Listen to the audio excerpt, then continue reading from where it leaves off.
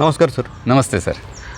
मी अनेक दिवसापासून पाहत आहे बर की आपण महाराजा सयाजीराव गायकवाड आणि डॉक्टर बाबासाहेब आंबेडकर हे पुस्तक वाचत आहात. बरोबर. हे सर्वश्रुत आहे की महाराजा सयाजीराव गायकवाड यांनी डॉक्टर बाबासाहेब आंबेडकर यांना शिष्यवृत्ती दिल्यामुळे त्यांना उच्च शिक्षणाची संधी मिळाली. तर जी डॉक्टर बाबासाहेब आंबेडकर यांना पहिली शिष्यवृत्ती दिली गेली त्यामागील घटना, व्यक्ती आणि ज्या घडामोडी घडल्या त्याविषयी आम्हाला सविस्तर माहिती द्यावी ही विनंती. Got it. हे बघा की सर्वांनाच माहिती आहे की महाराजा सयाजीराव गायकवाडांनी डॉक्टर बाबासाहेब आंबेडकरांना शिष्यवृत्ती दिली आणि त्यामुळे बाबासाहेब घडले. तर नेमकी पहिल्या शिष्यवृत्तीचा जो प्रसंग आहे ना, तर तो असा योगायोगाने घडलेला नाही, तो बाबासाहेबांच्या वाचनवृत्तीमुळे घडून आलेला आहे. झालं असं की रामजी बाबा हे परळमधील डबका चाळमध्ये राहत होते. एल्फिन्स्टन हायस्कूलमध्ये बाबासाहेबांचा भीमरावांचा प्रवेश होता. आणि मग भीमराव काय करायचे, शाळा सुटल्यानंतर शेजारी एक चर्नी रोड गार्डन म्हणून आहे, तेथे एका बाकावरती जायचे आणि तेथे ते वाचत बसायचे. आणि काही वेळाने सायंकाळी तेथे कृष्णाजी अर्जुन केळुस्कर नावाचे व्यक्ती यायचे. हे कोण, तर हे एल्फिन्स्टन हायस्कूलचे मुख्याध्यापक. आणि ते तेथे वाचत बसायचे. अनेक वेळा त्यांनी बघितलं की अरे हा मुलगा येतोय, या ठिकाणी बसतोय आणि वाचतोय. मग कुतूहलाने एक दिवस त्यांनी त्याला विचारलं की तुझं नाव काय, गाव काय, कुठे शिकतोस, कारण त्यांच्या शाळेमध्ये एल्फिन्स्टनमध्ये अनेक विद्यार्थी असणार ना, म्हणून त्यांनी ते विचारणा केली. तर तेव्हा त्यांना समजले की हा आपल्या शाळेतील विद्यार्थी आहे, हा रत्नागिरीचा आहे आणि केळुस्करसुद्धा हे रत्नागिरीचे होते. म्हणजे तो एक धागा दोघांमध्ये समान होता. मग दोघांमध्ये डिस्कशन झालं. मग भीमरावांना त्यांनी वेगवेगळ्या पुस्तकांची नावं, प्रकाशकांची नावं, लेखकांची नावं सांगितली आणि त्याला सांगितलं की तुला जी पुस्तकं वाटतात ती मला सांगत चल, मी तुला ती देत जाईल.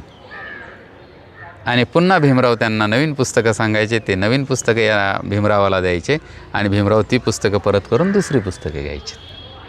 आणि मग 1907च्या डिसेंबर महिन्यात भीमराव 10वीची परीक्षा उत्तीर्ण झाले. अस्पृश्य समाजातील 10वीची परीक्षा उत्तीर्ण होणारा तो पहिला विद्यार्थी होता. मग त्याचा सत्कार ठेवण्यात आला.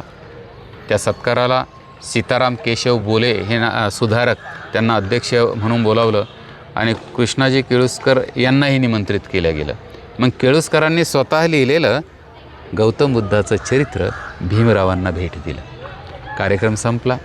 रामजी काकांना बोलावलं आणि रामजी काकांना सांगितलं की रामजी काका, पोरगा हुशार आहे, बुद्धिमान आहे, त्याच्याकडे लक्ष द्या.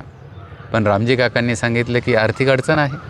मग यावरती पर्याय काय, तर केळुस्कर म्हणाले की योग्य वेळ आल्यानंतर मी सांगतो. मग पुढे ॲडमिशन घेतलं एल्फिन्स्टन कॉलेजला. 1 वर्ष कसं बसं गेलं. पैशाची अडचण आली, मोठी अडचण उभी राहिली आणि केळुस्करांची आठवण आली. केळुस्करही वाट पाहून होते. केळुस्करांच्या लक्षात आलं की मलबार हिलवरील जय महालमध्ये सयाजीराव गायकवाड आलेले आहेत. मग घरी आलेत ते केळुस्कर. भीमरावांना घेतलं आणि ते दोघे दामोदर सावळाराम यंदे हे मुद्रण महर्षी आणि महाराजांच्या प्रकाशनाच्या संदर्भात ते काम पाहायचे, त्यांच्याकडे गेलेत.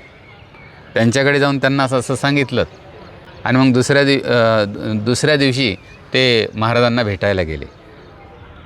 तर ते तिघाचे तिघं आत जाणार, परंतु भीमराव आत गेले नाहीत. ते म्हणाले मी आत कसा येऊ, ते संकोचले. मी महार जातीचा आहे असं त्यांना वाटलं. मग यंदेंनी केळुस्कर आणि भीमराव दोघांना बाहेर थांबवलं. ते आत जाणार तेवढ्यात महाराज बाहेर येत होते. सायंकाळची वेळ होती, फिरायला येत होते. आणि मग त्यांनी विचारलं महाराजांनी, मिस्टर यंदे आज काय विशेष. मग त्यांनी सांगितलं मी अस्पृश्य जातीतील एका गुणी विद्यार्थ्यांना तुमच्याकडे घेऊन आलो आहे, त्याला आपल्याला शिष्यवृत्ती द्यायची आहे. मग मुलगा कुठे आहे, म्हणे बाहेर. म्हणजे तो बाहेर कसा, चला बोलवा आत. परंतु यंदेंनी ते थोडक्यात सांगितलं आणि हुजऱ्या गेला, बोलावलं आणि भीमरावांना विचारणा केली काय कसं वगैरे वगैरे, नाव काय, शिक्षण काय वगैरे वगैरे. आणि त्या ठिकाणी भीमरावांची बुद्धिमत्ता महाराजांच्या लक्षात आली आणि पहिली शिष्यवृत्तीचा आदेश, हुजूर हुकूम त्याला म्हणतात, तो हुजूर हुकूम महाराजा सयाजीराव गायकवाडांनी दिला आणि भीमरावांना 25 रुपये शिष्यवृत्ती प्रति महिना ही सुरू झालेली आहे. आणि ती सुरू केलेली आहे 3 वर्षांसाठी. तर थोडक्यात अशा प्रकारचा हा थोडक्यात इतिहास आहे, प्रेरणादायी इतिहास आहे.